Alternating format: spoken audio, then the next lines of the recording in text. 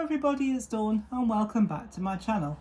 Well, I know it's been a while since I've done a video, for which I apologise, but other jobs and other bits and pieces have got in the way, but I thought I'd come and show you because I finally finished this journal. It's taken me forever to finish it. I started it months ago. I thought it's about time I finished this so that I could show you what I've done inside. Now, I've not used any dies for this. I've just cut everything by hand. I've used mainly scraps, apart from the front cover and the back cover. Now, the front and back cover are just pieces of 300 GSM card. And on the front, I've actually put some wrapping paper, not that you can see much of it, but I've put a layer of wrapping paper. Then I put a layer of cardstock, which is from a 12 by 12 pack.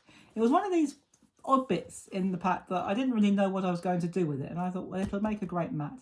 And on the front, I've just put one of my paintings of a corgi. I love painting dogs and just about any other animal. So I've decided to put that on the front. I had a couple of ideas as to what I was going to put on the front, but I went for a painting. Now, the spine cover is again just a piece of cardstock from my pack, and I just cut it to the length. This is an A4 journal, by the way. And for the ridges, I just used every ridge, every score line in my scoreboard just to give it a few ridges. It was a lot tidier than that. That spine was a lot tidier than that, but I've played with it since I've finished it. So, without further ado, let's open it up and see what I've done to it inside. Well, the first thing, I've matted and layered all of the pages and inserts. So this is just some watercolour, well, I say watercolour paper. It's a watercolour backing paper from a pad. It's a watercolour pad, not a watercolour pad that you paint on, but it was from a paper pack from Works actually. And I've made a little pocket. I haven't measured any of these pockets. I've just done it all offhand, so to speak, or off the cuff. And in here I've made a couple of tags, again all hand cut, and put a bit of ribbon on it. And you can journal on here, you can put some photographs, you can write, you can doodle, you can do what you like really. And I've just done another little pocket here. Yeah, I could have made this pocket a bit bigger actually. Just looking at it, I thought I could have made that bigger. But it was made, most of the bits were mainly made from scrap. So it's amazing what you can do with just a few scraps. And I've just got a sheet of paper in here, which again, you can journal on, you can put a photograph on. And I'll flip it over. But inside, these pages are all double pages, but inside I've put a tab. You can write on these tabs if you want to. And they've got a lovely board, this is just white cardstock. So you can put loads of photographs on there, you can write, you can journal, you can doodle, you can put stickers, you can put what you like on these. And they've got there inside each of these page sets like that. So inside each one of these, we've got one of these fabulous cards. And then on the front, I've made what I'm calling an envelope pocket because it looks a bit like an envelope, but without the flap. Now inside here, I have got a little notebook. Again, I've made this with a scrap. And I've just used printer paper for the pages. You can use lined paper if you want to. Or if you're really adventurous, you can make your own lined paper and photocopy it as many times as you want. But I'm not that adventurous. Well, I have been in the past, but not for this one. And to keep it together, I've just stapled it there. There are the staples through the middle. Or if you want to see them a bit better, there they are on the back. Actually, I'm not sure you can see them much better. But anyway, I've stapled that. You can glue it if you want to, but because they're only small pads, they staple together really nicely. And again, I could have made that pocket a bit deeper, but it goes in there okay, so I'm not bothered.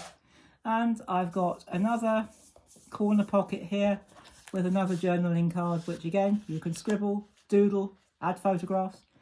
And we've got another mat that you can pull out if you want to. Now, here we've got I've made something a little bit different. This is what I'm calling it a flip-flap folder. Don't ask me to say that again. So what you do is you flip it out like that. Now all I've done with this is I've taken one sheet and I've divided it into 3 equal parts. Now the reason that one's got a bit of a line down there is because I cut it wrong. So I've just added another one, but if you wanted to put photographs on there, that doesn't matter, it won't show too much. And all you do, once you finish with it, is I folded it so that it comes just below the score line, just behind the score line. and then it folds over. Don't fold, if you're going to make these, they're ever so easy. Don't fold it right up to the score line or onto the score line, otherwise this one won't flap back. So you just flip flap like that, which is why I've called it a flip flap. That might be its name, I'm not sure. And here I've got a little waterfall sequence. It's not one of those that you pull. It's one of these that you pull up by hand. So again, you can put some little photographs on here. If you've got some sticky notepads, you can put sticky notepads on here and write notes.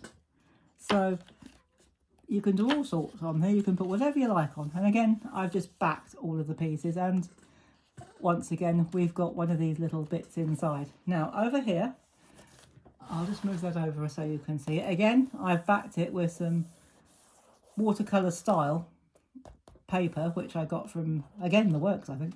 And I've put a smaller notepad in here this time. And again, I've used a scrap to make the cover. If you wanted to, you could put a little picture on the front of these notebooks, but I haven't done that this time. So again, it's just a little notebook, and it's been put together with staples. So that will go back into there. And again, I've done envelope pockets. Now here, once again, I've done a little corner pocket, and I've done a little journaling card. So you could do lists on here. So if you wanted to make a list of anything, or even a list of what you've got in your journal, anything you like. And again, we have one of these that you can pull out if you want to. I won't pull it out because I might not get it back in again. And I've made another flip flap folder, but this time I have put a little flower on it. Now this was from a paper pad that I just cut out the foiled paper, or the foiled flower, and glued it to the front. And this is a 6x6 flip flap. And again, you just divide it into 3, and then you just, whatever size you want, you just divide it into 3 equal parts, score down the divisions, and then fold it over like that, and fold it over like that. Couldn't be simpler. And again, we've got some listing paper in a little pocket. And again, one of these that you can pull out, and you can put photographs, you can put notes. There's so much you can put in these albums. They're absolutely fabulous. Now in here, I've done a deeper pocket. And all I've done from here, I had some little scraps from different pads that I had left over. And so all I've done is I've made some little journaling cards. Now they're almost double-sided. So you can put what you like on those. In fact, I think they are double-sided. So you can write on them.